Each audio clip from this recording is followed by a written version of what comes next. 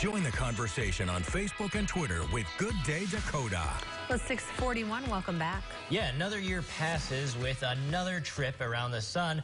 But what if we told you it takes more than a year to travel around the sun? Well, new this morning, meteorologist Amber Wheeler is here to explain why we have leap day and leap year, and that's in this week's Weatherwise. Good morning, Amber.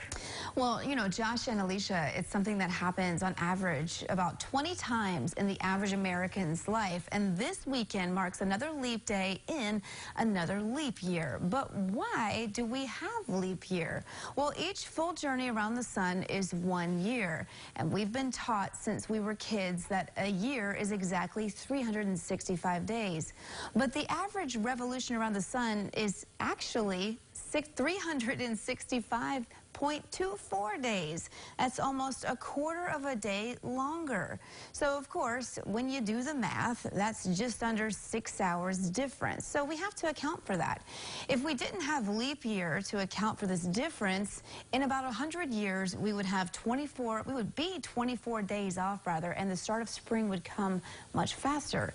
Instead of March 21st, it would be actually February 25th. The solution is to add 1 day every 4 years, which is where we're at this weekend, a leap day on a leap year. Problem solved, right? Well, not just yet, and bear with me here because this is where it gets a little complicated. The solution is too simple, what I just gave you there. By adding 1 day every 4 years, it takes into account as if we are 365.25 days, but the math doesn't add up.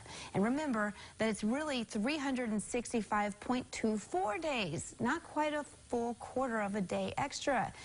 And it seems small, but accounting for a straight quarter only and not taking into account the difference, that would put us at just over 11 minutes more than we would, really more for a revolution around the sun. So this is important because if we don't account for that, this difference would make our calendar off by 18 hours in 100 years. So here's an additional fact about leap year that you may not know. To account for that 11 minutes, we play leap year hopscotch. We skip leap year if it falls on the start of a century, unless that year is divisible by 400. But by doing all of this to our calendar, our new yearly average is much closer to reality, which is 365.24.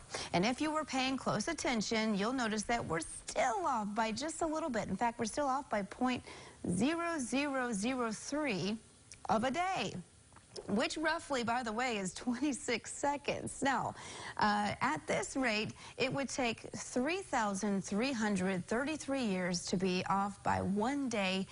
And then, you know what? We decided that we can live with that.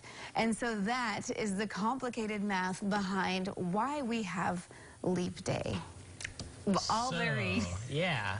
interesting. And Professor Hawking, thank you. Right. Man, I wish I could take a fraction of his smarts. Well, I have to tell you that You're doing pretty good, Amber. I would have to say so, absolutely. And now Ayla can explain it to the kids in class because they kind of like really tease kids who are born in a leap year because you're only 2 years old, or whatever the case is. So, hey. I think it's special. Yeah, I do too. All Very right, unique. Thanks, Amber. Well, when we return on Good Day Dakota, we'll leap you all the way up to 7 o'clock.